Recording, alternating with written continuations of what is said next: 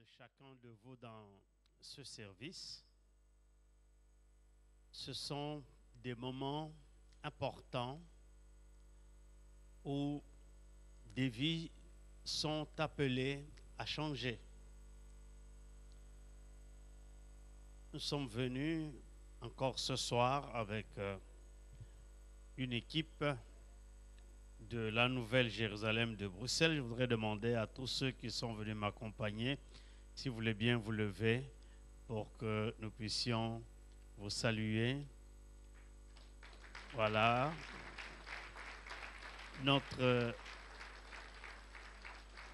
Voilà, merci bien Stand Up. Vous avez bien chanté notre service d'ordre. Et je voudrais aussi saluer personnellement chaque pasteur qui est présent ici, chaque épouse de pasteur et chaque délégation de nos différentes églises de la province de Liège. Nous voulons savoir que vous sachiez que nous apprécions votre effort de venir. Vous savez, comme Église,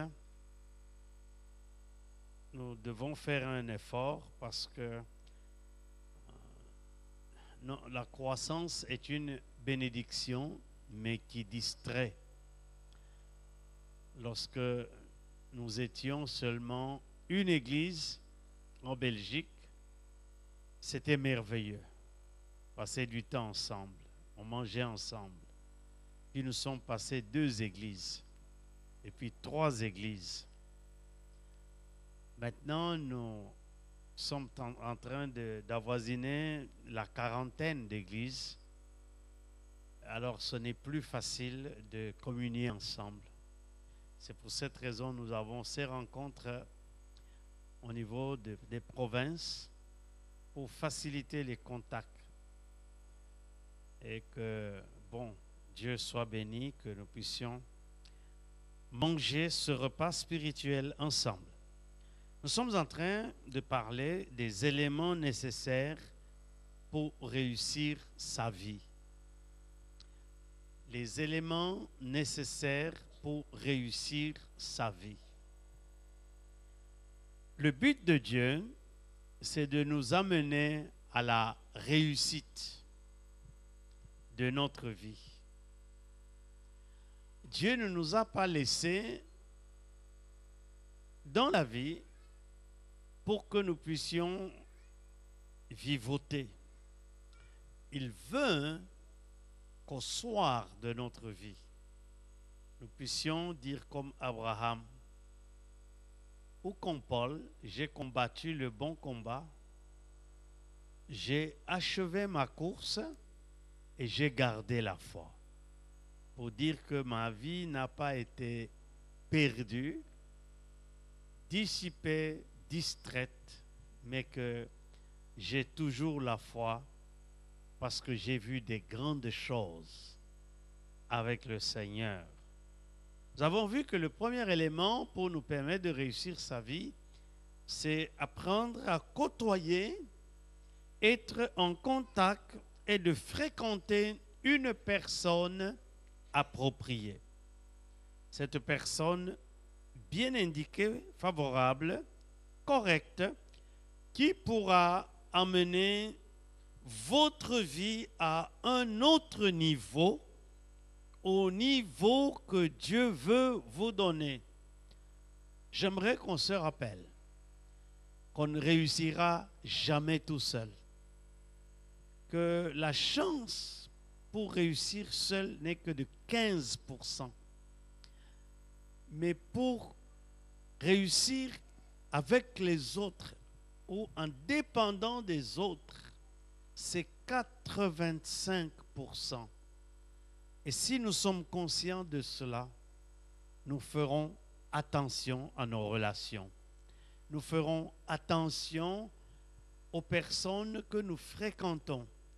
Si ce sont des mauvaises personnes, si ce sont des personnes qui ne nous amènent nulle part, nous avons intérêt à nous éloigner d'eux parce qu'ils ne conduiront nulle part. Nous avons vu plusieurs exemples dans la parole de Dieu de ceux qui ont côtoyé les autres et comment Dieu les a élevés.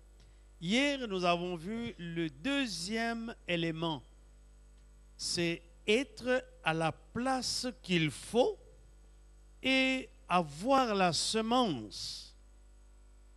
Nous avons vu que Dieu ne bénit pas partout. Dieu ne bénit qu'à la place qu'il a indiquée pour que vous soyez bénis. Et que tous, nous ne serons pas bénis à la même place. Nous serons bénis si nous sommes attentifs à la voix de Dieu pour être à la place où Dieu nous veut. Et lorsque nous serons à cette place-là, il importe que nous ayons la semence. La semence posée en bonne terre a comme propriété de se multiplier et de produire, n'est-ce pas, l'arbre qui lui a donné naissance. Si nous semons de l'argent, nous moissonnerons l'argent. Si nous semons avec notre temps, Dieu fera des calculs, n'est-ce pas qu'on dit que le temps, c'est l'argent. Les anglophones disent « time is money ». Le temps, c'est l'argent. Si nous donnons, nous semons notre temps devant le Seigneur, Dieu calculera le temps que nous avons dépensé et nous serons payés en fonction du temps. Si nous transpirons pour le Seigneur, eh bien Dieu aussi nous payera en fonction de notre transpiration. Mais nous devons semer aussi d'une façon ou d'une autre, mais de façon permanente et régulière. Nous avons parlé d'Abraham qui s'est déplacé à la place que Dieu lui avait indiquée. Mais lorsqu'il est arrivé à cette place, la première chose, il a semé en bâtissant un autel. Et avec cet autel, il a semé avec le sacrifice des animaux. Il pouvait vendre ces animaux pour gagner de l'argent en retour. Il pouvait utiliser ces animaux pour sa propre nourriture. Il pouvait échanger ces animaux pour les biens matériels périssables. Mais il a semé ces animaux dans la présence de Dieu. Et nous savons que Abraham, qui était un semeur, Dieu l'a béni. Au chapitre 13 du livre de Genèse, chapitre 2, il est écrit ceci: Abraham était très riche en troupeaux, en argent et en or. Et c'est ça que la semence peut nous donner si nous sommes à la place de Dieu. Son fils Isaac a appris aussi à écouter Dieu et à rester à la place que Dieu l'avait indiquée. Dans le livre de Genèse, chapitre 26, versets 1 à 6, Dieu s'est révélé à Isaac chez les Philistins, chez le roi Abimelech. Pour la première fois, Dieu a parlé à Isaac pour lui dire: ne va pas en Égypte, ne va pas ailleurs. Ta bénédiction est ici, à Guérar, chez les Philistins. N'oubliez pas que c'était au temps de la famine. Tout le pays était embrasé par la sécheresse. Mais quand Dieu te dit quelque chose, peu importe ce qui se passe autour de toi, tu ferais mieux d'obéir. Parce que Dieu est capable de transformer les circonstances pour toi, les rendre favorables pour toi. Parce que Dieu ne ment pas. lorsqu'il appelle, eh bien, il a accompli le but de cet appel. Isaac est resté à Guérar, nous dit le verset 6.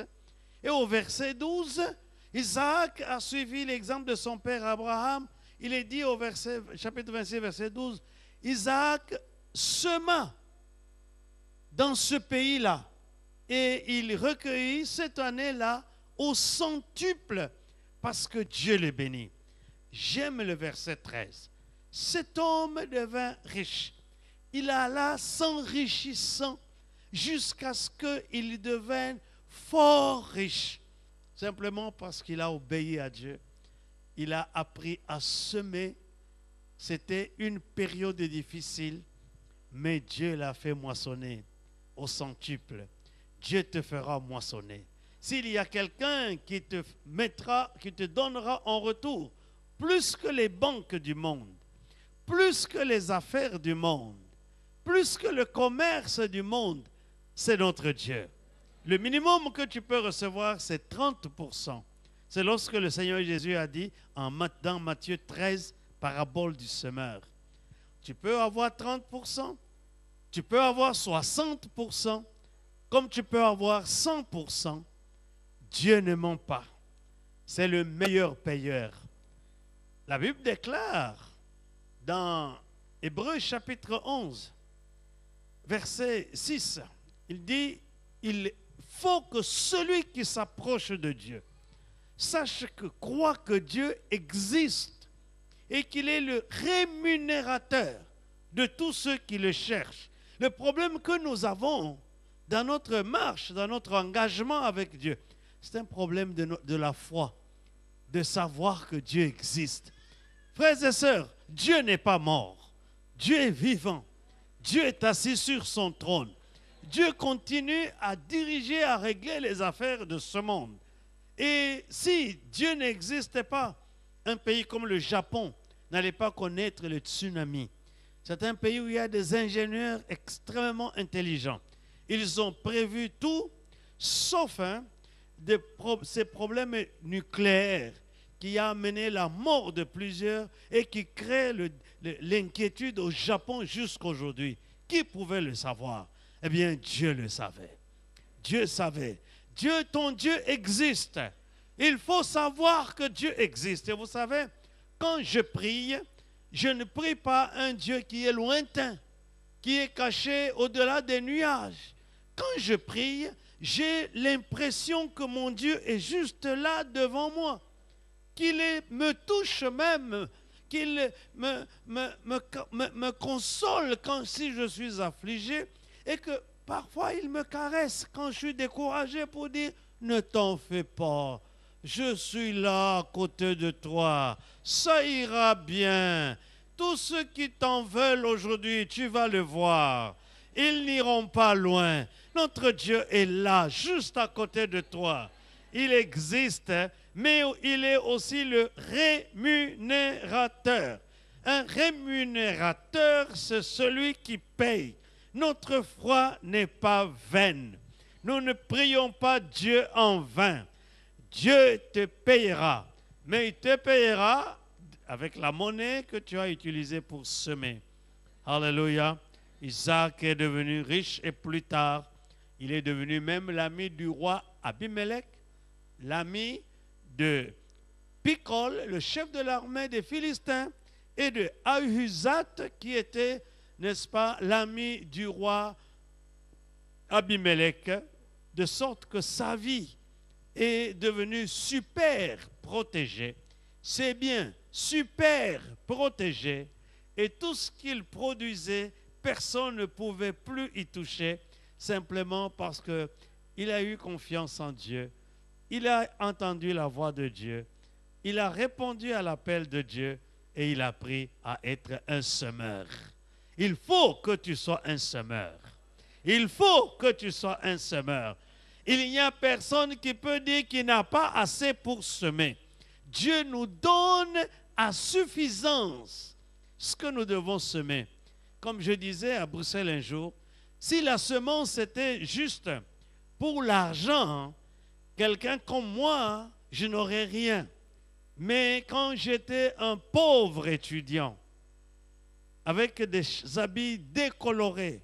J'ai semé de mon temps. J'ai semé de mes talents. J'ai semé de ma vie. Aujourd'hui, je vois un couple là qui vient de Dallas.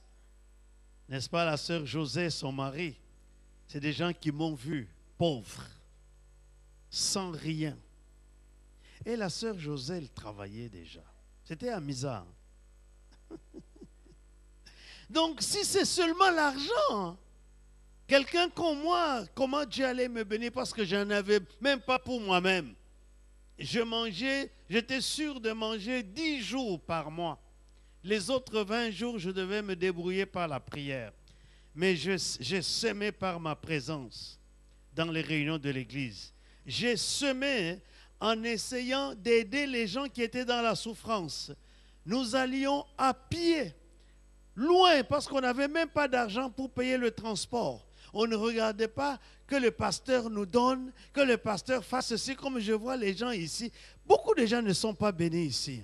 Parce que si le pasteur ne fait rien, oui, il faut qu'il nous donne. Il faut que le pasteur donne. Nous voulons l'argent de l'église. Non, non, non, non. Nous n'avons pas travaillé comme ça. Nous devons semer de notre sueur, semer par notre effort. Aujourd'hui, frères et sœurs, je crois, je me rappelle même au début de mon mariage, un soir, on a eu une très forte dispute avec ma femme. On discutait sur quoi? Sur le compte en banque. Est-ce que nous allons avoir un compte commun ou nous allons avoir chacun son compte? Et nous avions deux points de vue. Et en ce moment-là, nous étions pauvres comme des punaises. On s'est disputé parce que elle voulait qu'on ait deux comptes, moi je voulais qu'on ait un seul compte, on s'est disputé. Et puis à un moment donné, on s'est dit, mais on est des gens ridicules. On n'a même pas de quoi manger et on se dispute pour les comptes. Mais il fallait bien le faire. Est-ce que vous pensez qu'aujourd'hui je n'ai pas un compte en banque? J'en ai. J'en ai même en Amérique.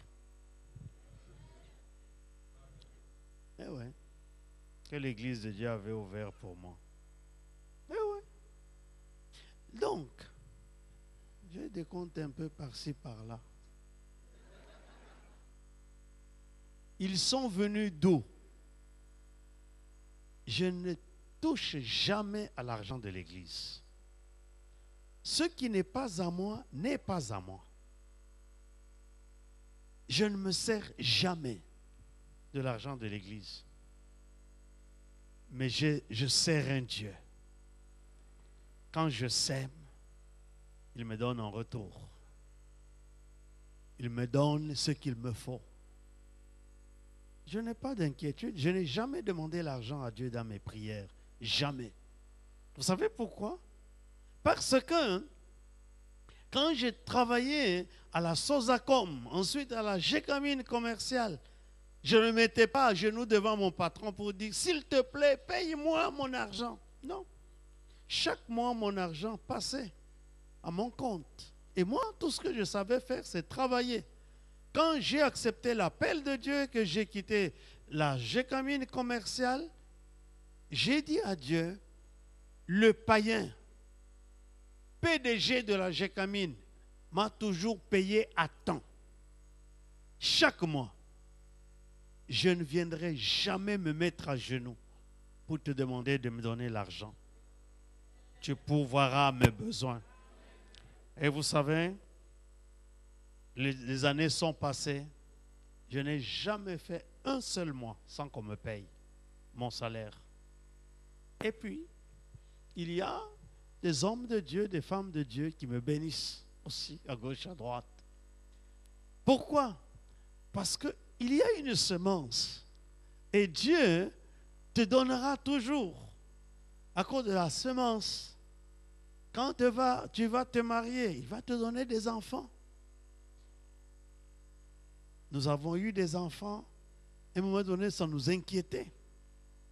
Parce que ça venait comme s'ils se bousculaient dans le ventre. On a un enfant, il n'a que 6 mois, ma femme va En consultation, le médecin lui dit, mais tu as déjà 6 mois de grossesse. On dit, ah, mais ces enfants, qu'ils attendent qu'on ait un peu d'argent. Dieu te protégera. Il protégera ta vie. Il protégera tes enfants. Il fera réussir ta famille. J'ai élevé 6 enfants en Belgique. Et tous ont des diplômes universitaires. Je me suis inquiété pour leur travail. Dieu a ouvert des portes de travail pour chacun d'eux. En Belgique. Alléluia. J'ai des enfants qui ont maintenant des appartements à eux. Etc. etc. Dieu, c'est un rémunérateur de ceux qui le cherchent. Les gens disent c'est compliqué en Belgique. Nos enfants se sont rebellés. Nos enfants sont partis où? Non, nos enfants sont avec nous dans l'église. Depuis que nous sommes arrivés avec eux jusqu'à aujourd'hui. Et ils sont toujours là. Quelle bénédiction. Alléluia. Et je crois que mes petits-enfants aussi vont le faire. Et ce que le pasteur Jean ne sait pas, et maman Denise, c'est que Sephora, ma petite fille, elle ne fait que regarder vos cassettes. Elle écoute. Un jour, tu vois, quand tu parles à la convention, là, aux jeunes, tu parles et puis tu dis, prions. Et puis, la mamie est venue, elle pensait que la prière l'ennuyait. Elle a trouvé Sephora à genoux, en train de prier. Un jour, j'arrive, je veux couper parce que ça faisait un peu de bruit et c'était toi qui devais passer. Il me dit, papi, non, laisse ces chants, ça me fait beaucoup de bien. Elle n'a que 3 ans. Tous les jours, elle vient, elle fait des réunions, elle prie pour les malades. Maintenant, on va prier pour les malades. Elle dit, Jésus est Seigneur, Jésus est Seigneur, Jésus est Seigneur. Et puis elle termine en disant, au nom du cœur et du Fils et du Saint-Esprit.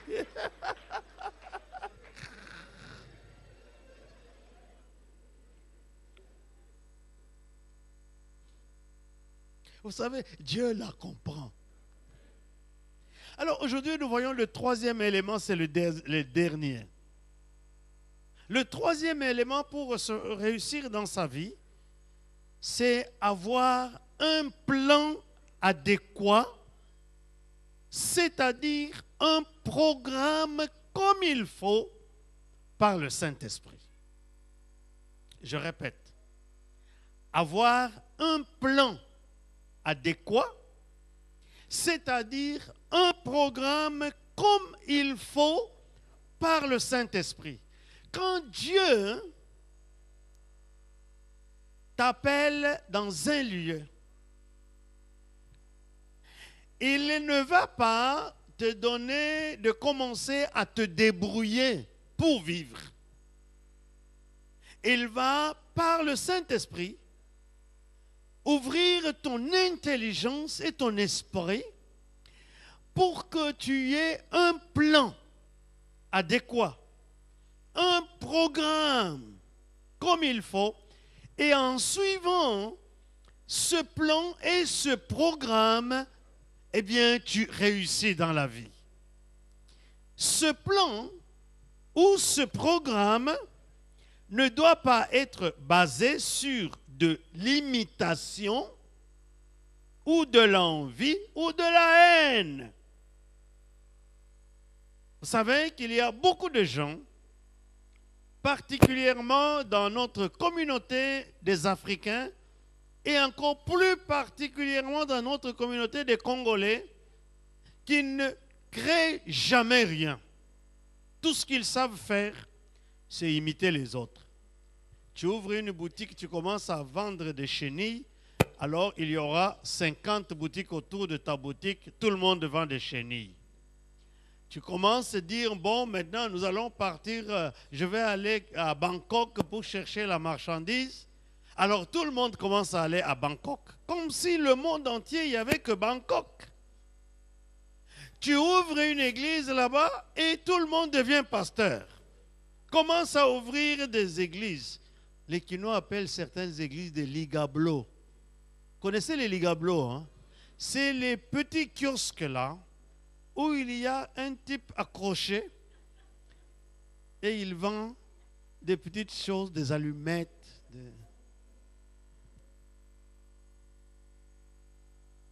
Ce plan, tu n'imites personne. C'est un plan que Dieu te donne à toi avec un seul but, réussir ta vie. Maintenant, si tu t'accroches à quelqu'un qui a un plan, qui a réussi dans sa vie, et tu fais ce qu'il fait, tu ne l'imites pas, parce que Dieu a voulu aussi qu'il y ait des parents spirituels. Amen. Si tu imites ton père spirituel, ta mère spirituelle, tu ne copies pas, parce que c'est ça le programme de Dieu. Ce n'est pas par l'imitation, ou bien par envie. Ou simplement il y a des gens qui ne t'aiment pas et qui vont faire des choses juste pour te contrecarrer. Non, ce n'est pas ça. C'est un programme pur et propre.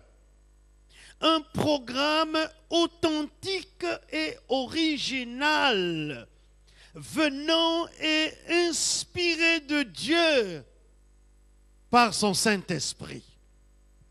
Voyez, ce que je déplore chez les pentecôtistes, c'est que nous avons bloqué les activités du Saint-Esprit. Tout ce que nous voulons dans nos églises, c'est que quand le Saint-Esprit se manifeste, les gens tombent, ils vont misse, etc. Je ne fais plus ça à Bruxelles. J'ai tellement fait vomir les gens. Mais c'est dégoûtant même, que même mes propres enfants, quand ils étaient petits, ils avaient peur que je leur impose les mains pour prier. Non, non, non, non, je dis, mais tu es malade, je vais t'imposer les mains. Non, non, non, non, non, j'ai pas envie de vomir. Je dis, tu ne vas pas vomir. Nous avons limité le Saint-Esprit dans nos parler en langue. Bien que le parler en langue est très spirituel. Parce que la Bible nous dit que celui qui parle en langue, il parle à Dieu. Mais nous nous sommes arrêtés là-bas. Le Saint-Esprit a beaucoup plus de rôle à faire que ce que nous vivons dans nos communautés pentecôtistes. Si dans nos communautés, nous pouvions ouvrir nos oreilles, comme le dit le livre d'Apocalypse, que celui qui a des oreilles pour entendre, entende ce que le Saint-Esprit dit à l'Église. Quand votre pasteur se lève pour apporter la parole de Dieu, il y a là des éléments du Saint-Esprit très importants qui peuvent amener votre vie très loin. Il y a beaucoup de gens qui ont juste écouté la prédication. Et quand ils écoutent la prédication et qu'ils se mettent à agir, eh bien, Dieu commence à les bénir. Combien de gens sont entrés dans les affaires parce qu'ils ont obéi à leur pasteur qui encourageait les gens d'aller dans les affaires? Combien de gens, j'ai vu des gens dans notre église de plus de 50 ans qui sont retournés aux études et qui ont eu des diplômes. Aujourd'hui, certaines sont des femmes d'affaires très prospères parce qu'elles ont obéi, elles ont écouté la parole, où j'ai poussé les femmes à ne pas seulement rester à la maison ou à être simplement, n'est-ce pas, de techniciennes de surface. Vous connaissez les techniciens de surface? Mais d'aller aux études. Et puis, la vie a commencé à sourire. Il y en a qui sont aujourd'hui qui sont en train de bien réussir leur vie. Et je suis sûr que ce soit ici à Liège ou ailleurs, ceux qui ont appris à comprendre que la parole que le pasteur donne, c'est la parole qui lui est inspirée par le Saint-Esprit. Dieu m'a enseigné de ne pas préparer des sermons pour les sermons, mais de préparer une parole qui va conduire les gens dans une destinée éternelle et qui va leur donner de percer dans la vie ici en Belgique. Et c'est pour cette raison, nous devons écouter le Saint-Esprit. Nous devons écouter le Saint-Esprit. Donc, la première chose que j'aimerais aborder, c'est l'importance d'avoir le Saint-Esprit et d'écouter le Saint-Esprit. Première chose, le Saint-Esprit, c'est la troisième personne de la Trinité, c'est-à-dire il est créateur. Voilà, donc quand nous allons dans Genèse chapitre 1, versets 1 et 2, il est écrit ceci. Au commencement, Dieu créa les cieux et la terre. Verset 2. La terre était vide et sans forme. Il y avait des ténèbres sur toute l'étendue de l'abîme et le Saint-Esprit se mouvait sur la surface des abîmes. Troisième verset. Dieu dit que la lumière soit et la lumière fut. Dieu sépara la lumière d'avec les ténèbres et Dieu trouva que la lumière était bonne. Ce fut le premier jour. Et vous pouvez continuer la création. Dans ce texte de Genèse 1, le nom Dieu, traduit en français par Dieu, au commencement, Dieu créa les cieux et la terre, c'est le mot hébreu Elohim, qui parle de Dieu comme étant au pluriel. La preuve, c'est qu'au verset 26 du chapitre 1 de Genèse, il est dit, Dieu dit, faisons l'homme à notre image, selon notre ressemblance. Pourquoi il utilise le pluriel?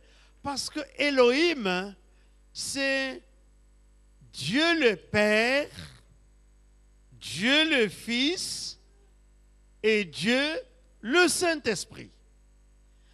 Dans le processus de la création, il y a le Père qui conçoit, qui en lui voit la lumière, et le Fils qui est dans le Père, qui voit la lumière, qui connaît la pensée du Père, voit la lumière dans l'esprit du Père, et alors le Fils proclame la parole, que la lumière soit. Alors le Saint-Esprit se met à l'œuvre et crée la lumière. Le Saint-Esprit qui travaille ensemble avec le Père et le Fils, c'est un Dieu créateur. Écoutez-moi bien. Si tu reçois ton programme par le Saint-Esprit, qui est le Dieu créateur, même si la chose que le Saint-Esprit te dit n'existe pas encore, lui, le Créateur, il appellera pour toi les choses qui n'existent pas à l'existence. Les gens vont te dire, cela n'a jamais été le cas dans notre pays. Tu seras calme et tranquille, tu diras, parce que le Saint-Esprit qui m'a donné cela est le Dieu créateur, alors je serai la première personne à expérimenter cela parce que le Saint-Esprit va créer cela. N'ayez pas peur, ne fais pas des calculs à la façon des hommes parce que le Saint-Esprit, Dieu créateur, quand il te révèle quelque chose, il va la créer. S'il y a un programme, même s'il est compliqué comment, eh bien, il va créer la chose. Il est le Dieu créateur. Donc, si nous l'écoutons, il y aura du nouveau dans notre vie. Si nous apprenons simplement à dire, comme nous avons trouvé en Corée, quand le pasteur coréen prêche dans son assemblée, toute l'assemblée dit Amen, Amen, Amen. Et Dieu est en train de les élever.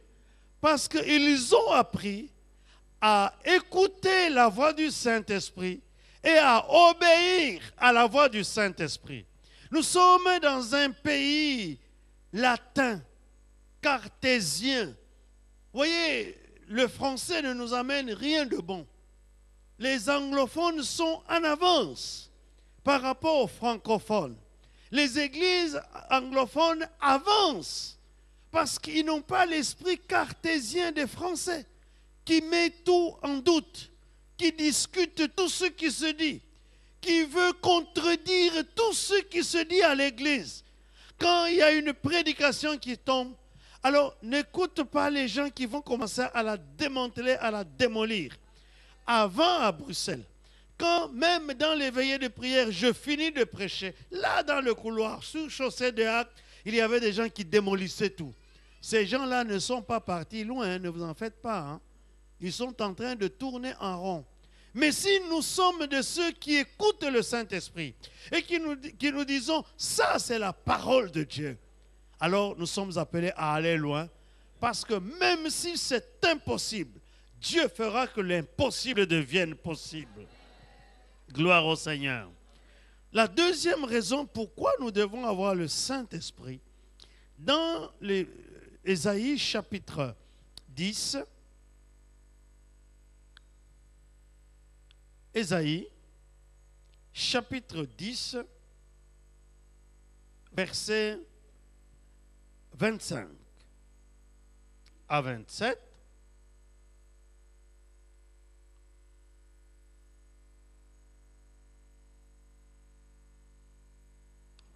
Ésaïe chapitre 10, je suis en train de chercher mon Ésaïe, verset 25. Nous lisons ceci, mais encore un peu de temps et le châtiment cessera. Puis ma colère se tournera contre lui pour l'exterminer. L'Éternel des armées agitera le fouet contre lui comme il frappa Madian au rocher d'Horeb. Et de même qu'il leva son bâton sur la mer, il le lèvera encore comme en Égypte. En ce jour-là, son fardeau sera ôté de dessus ton épaule et son joug de dessus ton cou, et la graisse fera éclater le jour. Amen. Il parle des Assyriens qui assiégeaient Israël, qui le châtiaient, qui lui faisaient souffrir. Il y a aussi parmi nous des gens que le diable a tenus liés, que le diable est en train de malmener. Il est en train, n'est-ce pas, comme Jésus avait dit à Pierre, Pierre, Pierre, Satan t'a réclamé pour te cribler comme du froment. Il y a des gens ici que le diable est en train de cribler comme du froment. Ils ont quelque chose de mauvais qui pèse sur eux. Ils ne savent pas se relever, se redresser. Ils ne savent pas aller plus loin. C'est peut-être quelque chose qui a commencé au niveau de ta famille, au niveau de tes parents, ou même de tes grands-parents, des arrière-grands-parents. C'est quelque chose qui a commencé. Peut-être à cause de la jalousie des voisins ou des autres. Un joug pèse sur toi. Mais il dit, ma colère se tournera contre lui pour l'exterminer. Satan ne régnera pas sur ta vie toujours. Dieu veut ta prospérité et ton succès. Dieu veut que tu ailles plus loin, que tu réussisses dans ta vie. Il dit, verset 26, l'Éternel des armées agitera le fouet contre lui, comme il frappa Madian au rocher d'Horeb, et de même qu'il leva son bâton sur la mer, il le lèvera encore comme en Égypte. Sache que Dieu ne va pas laisser ceux qui te malmènent pour rien. C'est une question d'écouter le Saint-Esprit. Regardez le verset 27. En ce jour, son fardeau sera ôté de dessus ton épaule et son joug de dessus de ton cou, et l'onction fera éclater le jour. Ici, on parle de la graisse, mais dans certaines traductions, on parle de l'onction. Lorsque le Saint-Esprit est sur nous, lorsque l'onction est sur nous, le but de l'onction, c'est de briser ton joug. Quel que soit le nombre d'années que ce joug pèse sur toi, quelle que soit l'origine de ce joug sur ta vie, quel que soit ce que les gens ont conçu contre toi dans le monde des ténèbres. Mais l'onction du Saint-Esprit a pour rôle de briser le joug.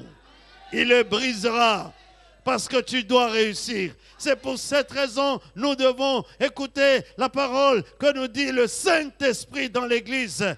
Parce que quand nous suivons la parole que donne le Saint-Esprit, nos jougs seront brisés. Nous ne serons plus sous l'esclavage de quoi que ce soit, de quelques principes élémentaires que ce soit, de quelques démons que ce soit, de quelques personnes de l'occultisme que ce soit. Et même, écoutez-moi bien, quelle que soit la couleur de ta peau, tu évolueras dans cette Europe.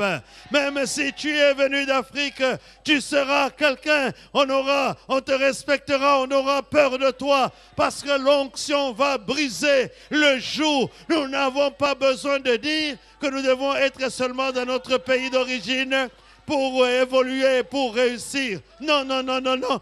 Dieu t'appelle ici, tu réussiras ici. La question, c'est d'écouter le Saint-Esprit et d'être oint par le Saint-Esprit. Si le Saint-Esprit est sur toi, tu es appelé à réussir. C'est pourquoi je me plaignais des pentecôtistes. Le Saint-Esprit nous fait parler en langue, mais nous sommes loin de réussir dans notre vie. Le Saint-Esprit nous donne même des visions. Mais quelles visions? Des visions médiocres, piteuses. Je n'aime pas ces visions-là. Des visions de dire toujours, j'ai rêvé un canal blanc, j'ai rêvé une poule blanche, j'ai rêvé des serpents. Come on! Qu'est-ce que tu vas faire avec les serpents? Il faut que le Saint-Esprit commence à nous donner des vraies visions. Je me rappelle d'un monsieur au Congo, un vieux monsieur, il avait 85 ans quand il me parlait. Il me dit, moi, quand les gens venaient me consulter, Dieu me révélait même leur nom. Donc, on allait les saluer par leur nom. Si c'était un serviteur de Dieu, je savais que c'était un serviteur de Dieu. Mais j'étais pauvre. J'ai dit à Dieu, tu me révèles toutes ces choses. Mais l'argent, je fais quoi? Un jour, le Saint-Esprit lui a montré un endroit où il y avait de l'or. Il va là-bas. Il est arrivé, il a trouvé de l'or. Il a vendu l'or. Si vous le voyez, hein, il vient du village. Il n'a pas l'air d'un villageois. Il voyage toujours avec au moins 30, 40 personnes. Parce qu'il a l'argent. Mais toi, tes visions que le Saint-Esprit te donne, c'est pour voir quoi? C'est comme quelqu'un qui a dans sa vision, c'est toujours, oui, je crois que tel n'a pas une bonne conduite. Et puis sa sœur qui est païenne dit, non, si c'est Dieu qui te montre, mais pourquoi il te montre, il ne te dit pas quel numéro de loto je dois jouer pour gagner des millions? Dis à Dieu.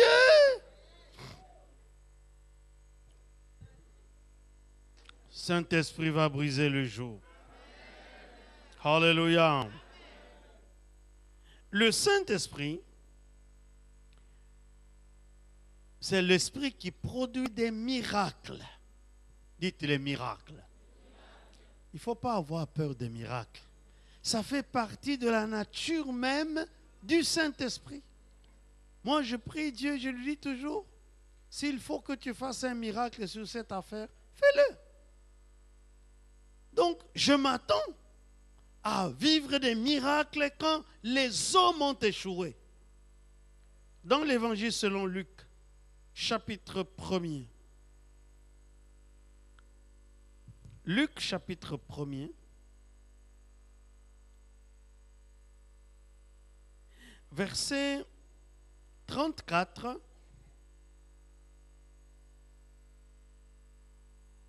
Et les suivants.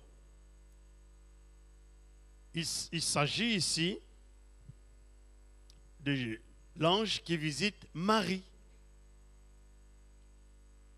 pour lui annoncer un miracle. Le jour que le Saint-Esprit va te visiter pour t'annoncer un miracle pour ta vie, tu vas faire quoi? Et c'est ça que nous devons vivre. Marie dit à l'ange, comment cela se fera-t-il puisque je ne connais point d'homme? L'ange lui dit, le Saint-Esprit viendra sur toi et la puissance du Très-Haut te couvrira de son ombre. C'est pourquoi le saint enfant qui naîtra de toi sera appelé fils de Dieu. Voici, Élisabeth, ta parente, a conçu, elle aussi, un fils en sa vieillesse, et celle qui était appelée stérile est dans son 6e mois, car rien n'est impossible à Dieu. Marie dit, je suis la servante du Seigneur, qu'il me soit fait selon ta parole, et l'ange la quitta. Une visite pour un miracle. Il dit à l'ange, lui dit, quelque chose qui n'a jamais existé va se passer pour toi. Elle dit, mais ce n'est pas possible, monsieur. Je ne connais pas d'homme. L'ange lui dit, eh bien, il existe le Saint-Esprit. Il viendra sur toi. Il te couvrira de son ombre. Je veux que le Saint-Esprit vienne sur toi et qu'il te couvre de son ombre afin que tu expérimentes des miracles dans ta vie. Oui, c'est possible. Dieu est là. Dieu n'est pas encore fatigué de faire des miracles. Dieu veut continuer pour ta vie, pour te sauver, pour t'amener à réussir. Il peut faire des miracles dans ta vie à cause de la présence du Saint-Esprit. Oh, j'aime le Saint-Esprit pour ce qu'il fait. Ne réduis pas le Saint-Esprit seulement à parler en langue, seulement à vomir. Le Saint-Esprit peut amener ta vie à une réussite fracassante. Et tu seras un sujet d'étonnement pour tous.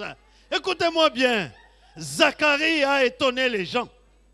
Quand sa femme Élisabeth est devenue enceinte, et puis elle a accouché Jean-Baptiste, les gens ont dit, c'est pas possible. Ce vieux a toujours été stérile. Ce couple n'a jamais eu d'enfant.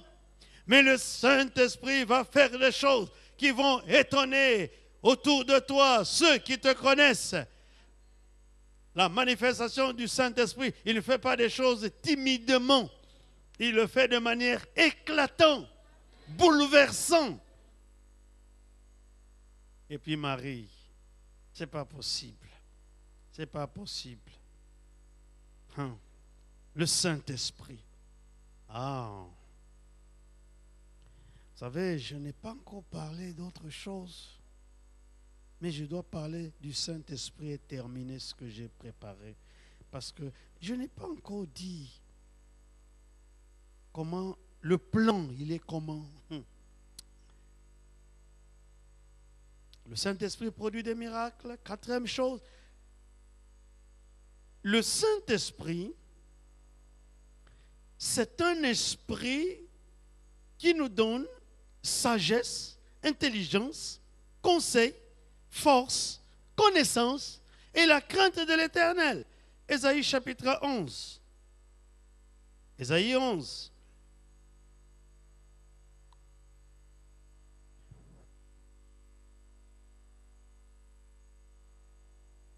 Ésaïe chapitre 11, verset 1 et 2.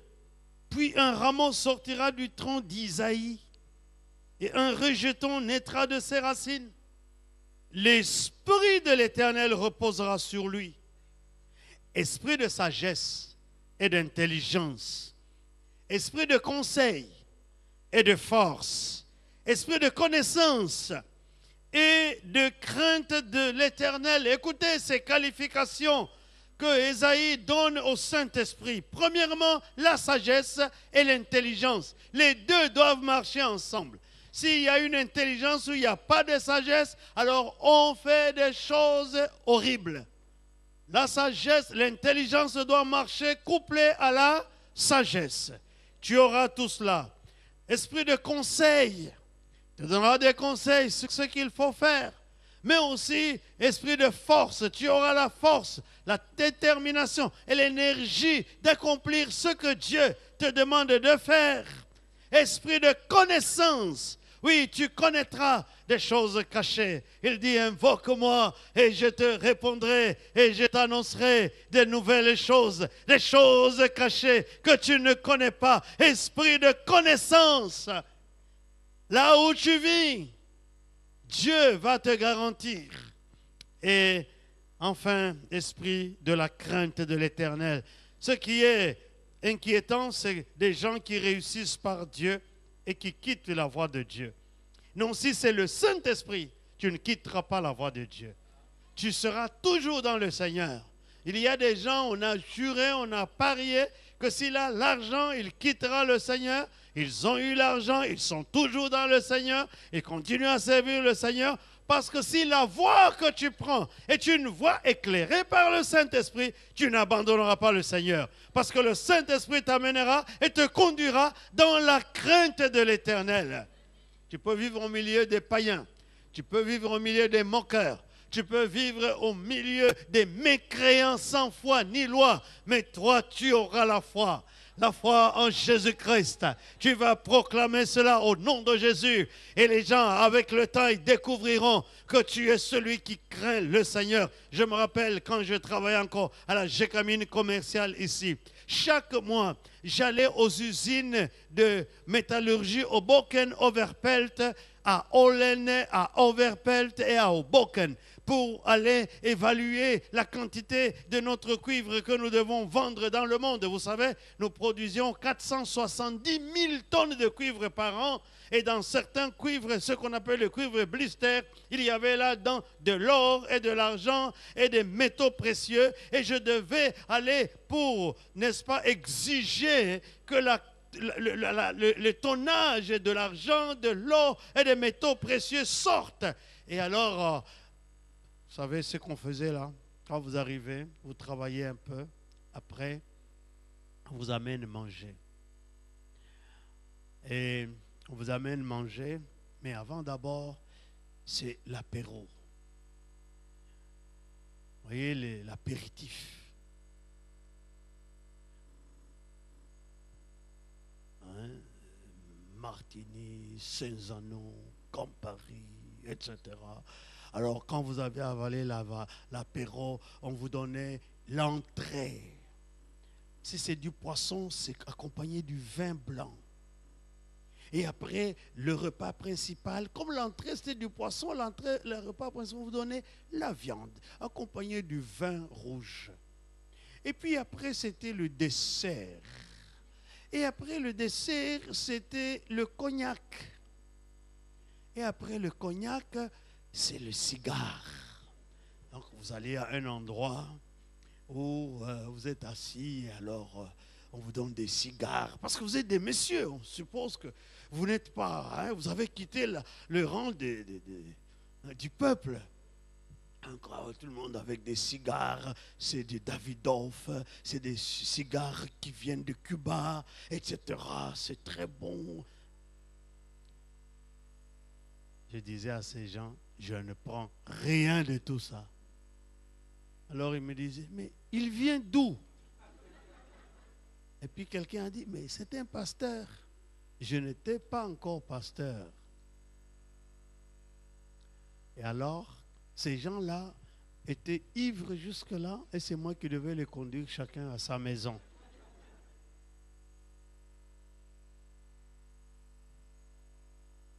Est-ce que le milieu aisé peut t'amener à enlever la crainte de Dieu? Jamais. J'allais dans des missions. Quand j'arrivais dans une mission, c'est hôtel 5 étoiles. Vous savez ce que je faisais? J'arrivais dans ma chambre, j'entrais, je disais, donnez-moi 2 heures. Je passais d'abord 1 heure à genoux, en train de prier Dieu. le remercier de m'amener à ce niveau-là. Et puis après, nous allions sortir. Après, ils venaient me dire, quand nous avons fini le travail, nous arrivons le soir, ils me disent, mais tes compatriotes aiment qu'on les amène dans des soirées dansantes. Allons dans des bistrots. Je dis, non, je ne vais pas dans des bistrots. Je suis différent de tous ces gens-là. Et je bénis Dieu. Parce qu'entre cet argent-là et servir le Seigneur, j'ai choisi de servir le Seigneur. Le Saint-Esprit te donnera la crainte de Dieu. N'aie pas peur. Tu ne changeras pas. Ta foi ne sera pas désaltérée. Tu seras toujours ce que tu as été. Alléluia. Parce que c'est l'esprit de sagesse, de connaissance et de la crainte de Dieu.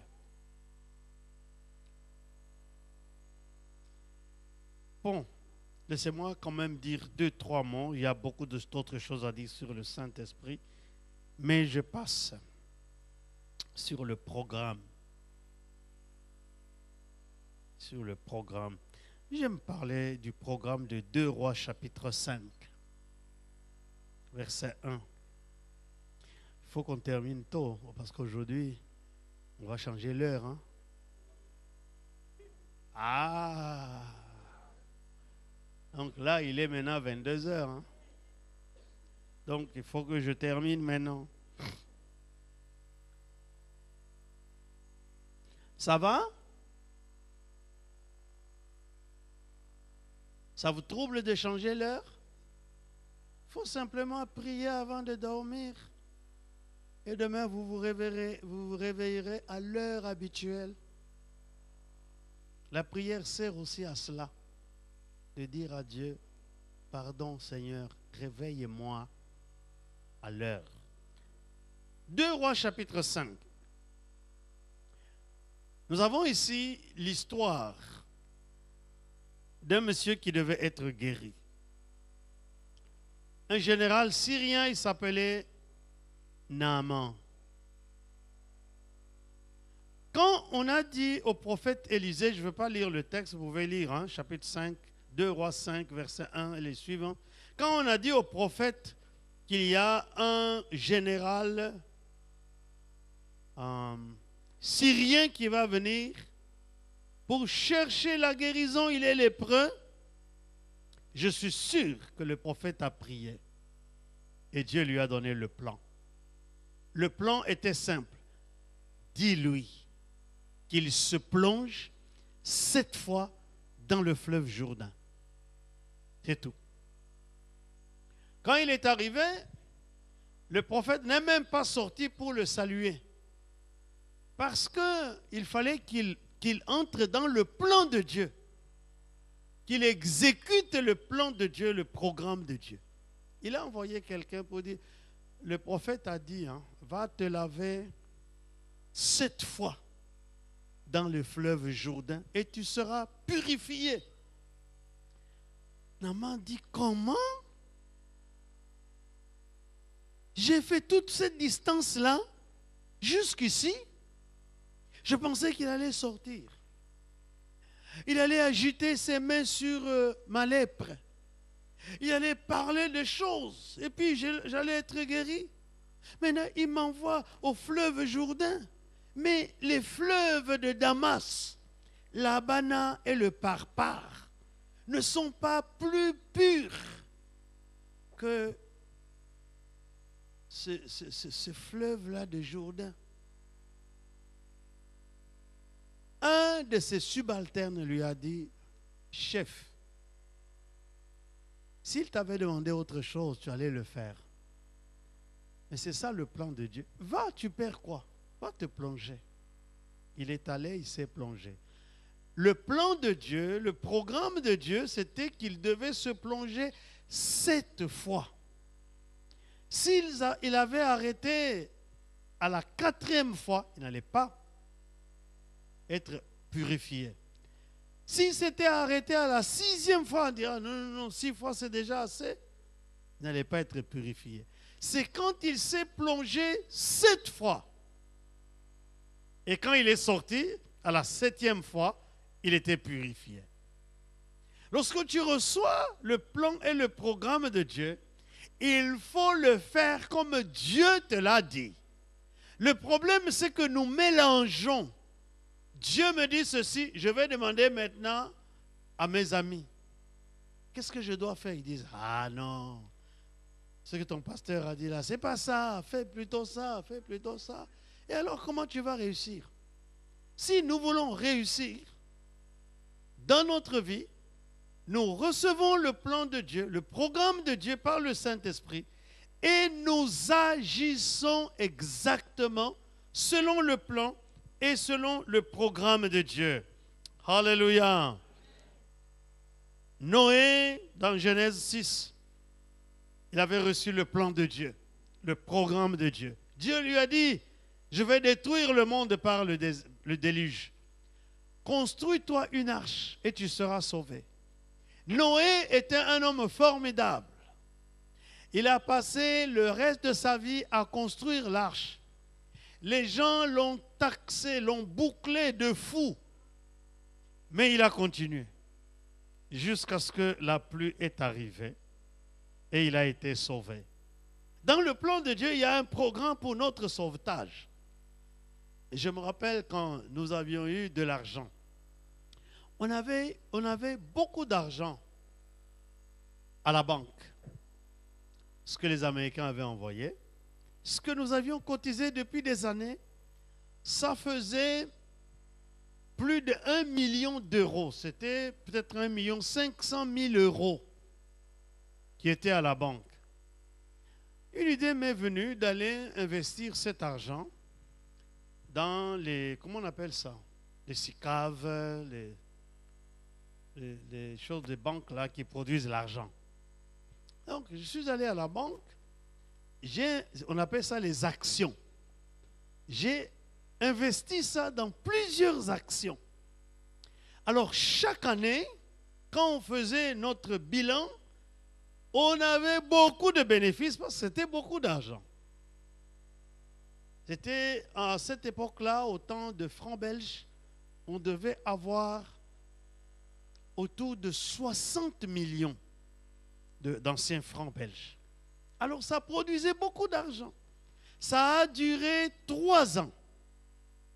Et puis un matin, je me réveille, je prie. Le Saint-Esprit me dit, va vite enlever l'argent qui est dans les actions. Je suis arrivé à la banque, je dis, vous me sortez tout l'argent là, vous mettez dans le compte d'épargne. Alors les gens de la banque s'énervent, vous savez que j'ai dit non. Je vous avais dit que cet argent a pour but d'acheter un bâtiment. Donc vous enlevez tout et vous mettrez dans le compte d'épargne. Ils m'ont dit dans 3 jours repassez. Je suis passé, après 3 jours, j'ai vérifié les extraits de compte. Tout l'argent était dans le compte d'épargne. Et je suis retourné chez moi. La semaine suivante, une sœur est venue dans mon bureau. Pasteur, j'avais investi 15 millions d'anciens francs belges dans les, comment on appelle encore ça? Les SICAV, dans les... Il dit, il me reste plus que 10 000 francs. Tout est parti. J'ai dit, merci Saint-Esprit. Mais si ça m'était arrivé, moi, qui allait croire? C'est là qu'ils allaient amplifier que c'était un grand voleur. Il a pris tout l'argent. Mais quand nous obéissons au Saint-Esprit, il nous épargne de déboires. Il nous épargne de beaucoup de maux et de douleurs. Le Saint-Esprit, c'est un ami. Il nous conduit à réussir notre vie. Si je vous parle encore là, c'est parce que j'avais écouté le Saint-Esprit cette fois-là. On m'aurait bouté dehors. D'ailleurs, chaque fois que j'arrivais aux États-Unis, j'entre comme ça au quartier général, je salue le premier directeur. Après 1 minute, il y avait au moins 10 chaises. Tous les directeurs venaient s'asseoir pour demander l'argent c'est où et le bâtiment c'est où. Et moi, je suis quand même malin. Avant chaque voyage, j'allais à la banque, je prenais les extraits de compte. Alors que je voyage demain, je prends l'extrait de compte de la veille. Quand il me disait, où est-ce? J'ai dit, calmez-vous, tout l'argent est là. Je sortais les extraits de compte. Il regardait et il changeait de sujet. Mais je savais qu'il pensait que j'ai bouffé cet argent. Le Saint-Esprit m'a sauvé. Alléluia. Le Saint-Esprit va te sauver. Il te donnera un programme adéquat. Là où tu es, pasteur, apprenons à écouter le Saint-Esprit. Saint-Esprit. Vous voyez, l'Éthiopien là, l'eunuque. Philippe était en train de partir et puis il voit un Éthiopien, un noir, sur un char. L'Esprit lui dit, approche-toi de ce char. Et Philippe s'est approché du char. Il a trouvé un monsieur qui lisait le livre d'Ésaïe. Et Philippe a profité, l'a évangélisé et il a gagné un Africain. Le premier converti de l'évangile, hein, ce n'est pas un Américain ni un Anglais, c'est un Africain, un noir. Simplement parce que nous, les Africains, on a un problème.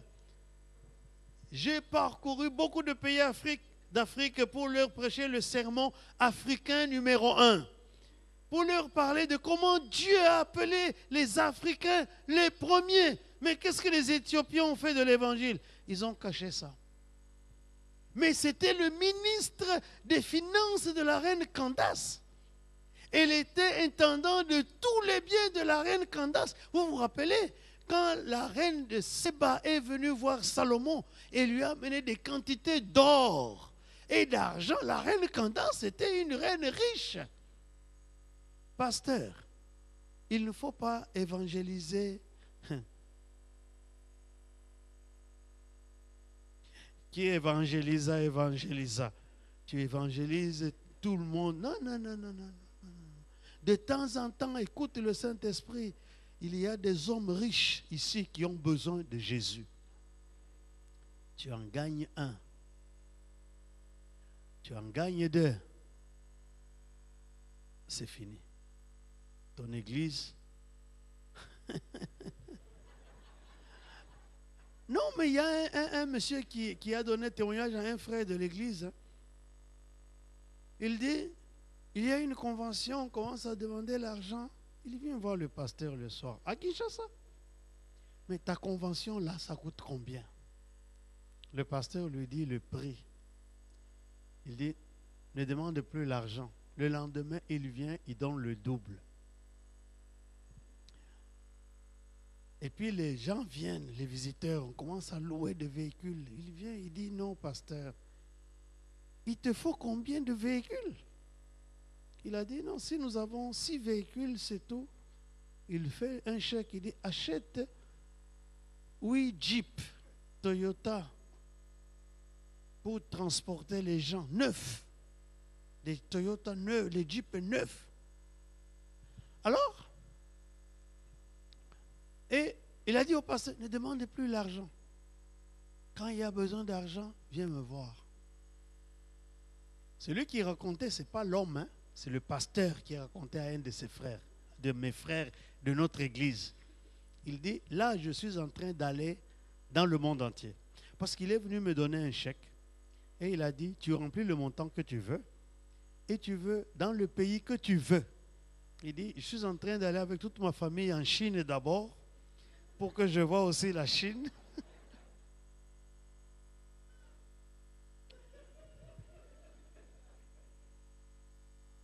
Amen. Le Saint-Esprit nous fera réussir. Laissez-moi terminer en disant que ce soit Moïse ou tous les autres héros de la foi dont nous avons entendu parler, ils étaient à la place de Dieu, mais ils ont écouté le programme de Dieu par le Saint-Esprit. Est-ce que vous êtes prêts à écouter le programme de Dieu par le Saint-Esprit? Est-ce que vous êtes prêts à suivre maintenant la prédication du pasteur en prenant note. Une sœur m'a dit, je ne prends jamais note de tes prédications parce qu'il y a des moments où Dieu me donne des prédications compliquées. Il dit, mais je viens toujours acheter le DVD. C'est seulement quand j'ai suivi la 4e fois que je dis, ah, je comprends ce qu'il voulait dire. Si tu sais que tu ne sais pas bien suivre, hein, tu achètes le CD, le DVD, le quoi là, le CD-ROM, et tu vas écouter chez toi, calmement. Nous devons arrêter l'habitude d'écouter la musique des chanteurs chrétiens, quel que soit leur nom, dans nos voitures, pour écouter la prédication. Dans la voiture de ma femme, il y a toujours une de mes prédications qui passe et qui repasse. Pourtant, c'est ma femme. Pourtant, elle vit avec moi depuis longtemps. Pourtant, elle me connaît bien. Elle connaît même mes faiblesses. Mais elle a compris que quand je passe à la chair pour prêcher, ce n'est pas son mari, c'est le serviteur de Dieu. C'est l'onction de Dieu. Elle prend la prédication, elle écoute. Est-ce que nous nous engageons à faire ça? Que quand mon pasteur parle, je prends, j'écoute, je réécoute. Il ne faut pas juger. Si tu n'as pas bien compris, viens lui poser la question. Parce que c'est du haut de la chair que la prophétie vient. Il y a des moments où le prédicateur devient prophète. Or, on ne peut pas prophétiser sans le Saint-Esprit. Alors que Dieu nous bénisse. Et nous voulons avoir, chacun de nous, entrer dans la réussite de Dieu par le Saint-Esprit. Amen.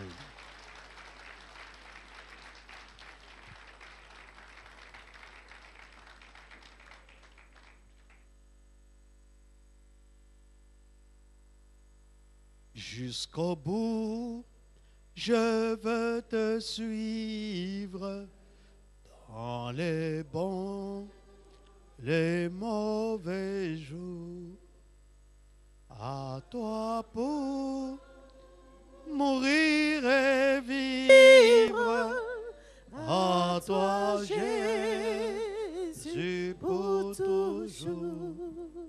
Jésus donne grâce et gloire pour le suivre pas à pas. Avec lui, joie et victoire et bonheur ici-bas.